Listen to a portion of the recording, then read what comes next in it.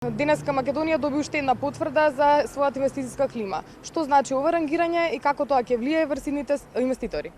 Site Selection е глобален магазин кој прави анализа за локацијските услови на големи мултинационални компании и оваа анализа покажува дека резултатите и нашата напорна работа изминатите години директно резултирала да за 2015 година бидеме високо рангирани во земјите во Источна Европа и овдека се гледаат само гринфилд инвестиции. Во нивната анализа тоа се инвестиции со минимум $1 милион инвестиција кои вработуваат најмалку 20 луѓе, каде што производствениот погон е најмалку 2000 квадратни метри, што значи дека оние инвестиции кои навистина креираат додадена вредност, но и се долгорочни и одржливи инвестиции.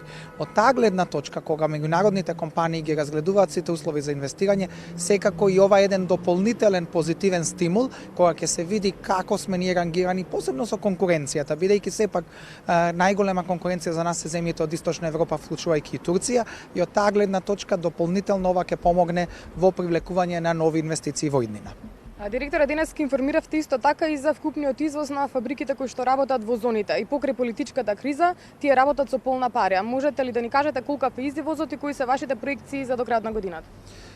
Работата на компаниите во технолошко-индустријски развојни зони и нивните производи се наменети претежно за европскиот пазар. Од таа гледна точка, сето она што тие го прават зависи од економската активност во Европа и нормално, бидејќи поголем дел од овие компании се за автомобилската индустрија, за здравувањето и зголеменото производство и продажба во Европа, дополнително и позитивно влијае кон нас.